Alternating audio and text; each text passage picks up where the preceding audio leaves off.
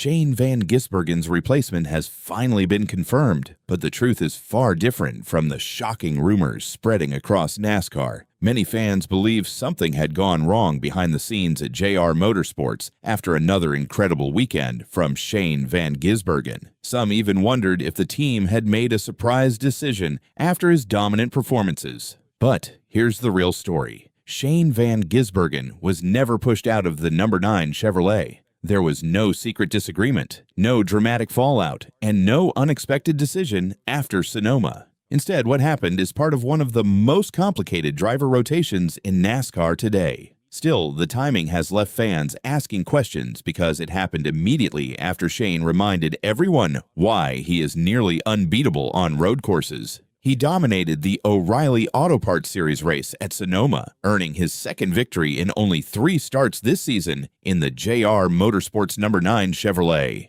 Then, less than 24 hours later, he backed that up with another incredible performance by winning the NASCAR Cup Series race at Sonoma as well, giving him back-to-back Cup victories in California's wine country. Right now, every time Shane van Gisbergen arrives at a road course, it almost feels like everyone else is racing for second place. That kind of dominance naturally creates headlines. And when another driver is suddenly announced for the number 9, people immediately expect a scandal. But the reality is actually much more interesting than any rumor. The biggest surprise isn't that Shane van Gisbergen is leaving the number 9. The real surprise is how JR Motorsports keeps making this complicated system work every single week. Shane's schedule in the number 9 Chevrolet has officially reached its planned ending. There are no more road courses left on the O'Reilly Auto Parts Series calendar, and those were always the only races he was scheduled to drive. He came in, completed exactly what the team asked him to do,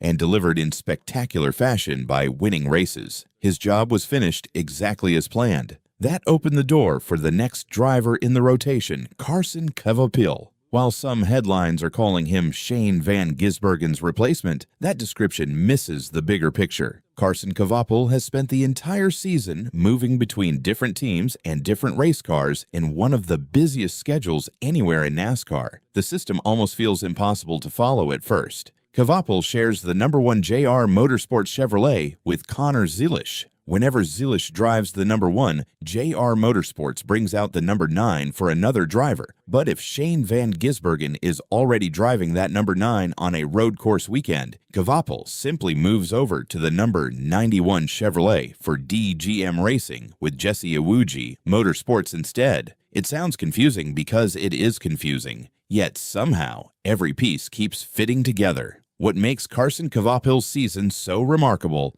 is that he continues producing outstanding results while constantly changing cars, crews, and setups. With Shane van Gisbergen finished with his scheduled road course appearances and Connor Zilisch returning to the number 1 this weekend, Kvapil now climbs back into the number 9 Chevrolet for the 5th time this season, and for the first time since Pocono. Just 1 week ago at Sonoma, he was driving the number 91 Chevrolet and still managed to finish 6th. This upcoming race marks the 15th time this season that Kvapil has switched cars across 8 different team assignments. Even more unbelievable, it will also be his 9th consecutive race driving a different car from the previous weekend. The last time he competed in the same car during back-to-back races was all the way back in April at Kansas and Talladega. Most drivers struggle after changing teams once or twice. Kvapil has practically made it a weekly routine. Yet he continues delivering one impressive finish after another. He reached the championship 4 as a rookie last season, and although he is still searching for his first career victory, he currently sits 6th in the standings, 132 points above the playoff cut line.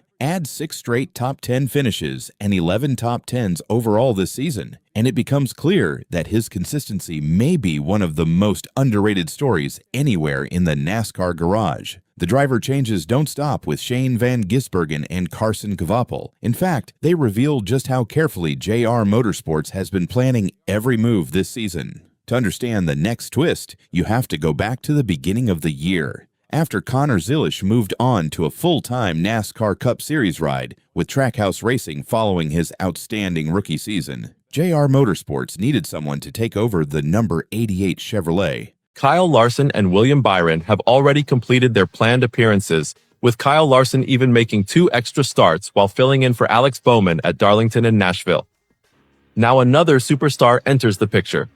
Chase Elliott will drive the number 88 Chevrolet at Chicagoland, marking his first O'Reilly Auto Parts Series race of the season. It will also be his first appearance for JR Motorsports since 2021, and, amazingly, his first oval race with the team since 2019.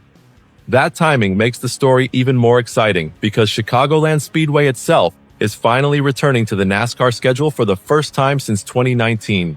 One of NASCAR's biggest stars returns to JR Motorsports at the exact same track, making its long-awaited comeback, creating one of the biggest storylines of the weekend.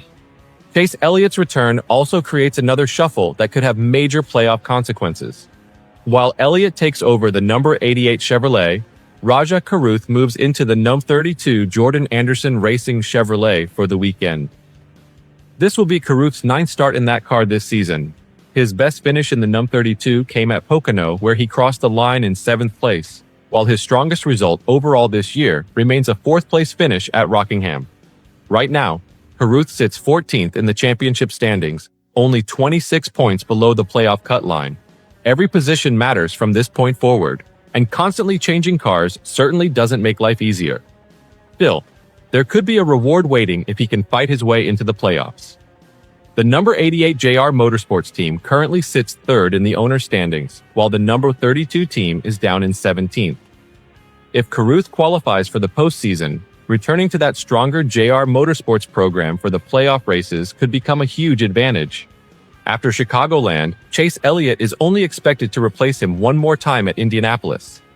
Assuming Caruth earns a playoff spot, he is scheduled to drive the number 88 Chevrolet throughout all 9 playoff races. Suddenly, every decision being made now could shape the championship battle only a few weeks from now. Another driver caught in this complicated rotation is Ross Chastain, and his situation has also created plenty of confusion. Some fans noticed his name missing from the Chicagoland entry list and immediately wondered if something had happened. But once again, there is no hidden controversy. Ross Chastain simply reached the maximum number of O'Reilly Auto Parts Series races allowed under NASCAR's participation rules for experienced full-time Cup Series drivers. He has now completed 8 of those permitted starts after racing at Sonoma. That Sonoma event also marked his 4th appearance in the number 32 Chevrolet, although it ended differently than his previous runs. For the first time, he failed to finish inside the top 9 after suffering a DNF. Even so, Chastain's season in the series is not over. His final 2 starts are already scheduled for Indianapolis later this month and Iowa in August. Both of those races will come in the number 9 JR Motorsports Chevrolet instead of the Jordan Anderson entry.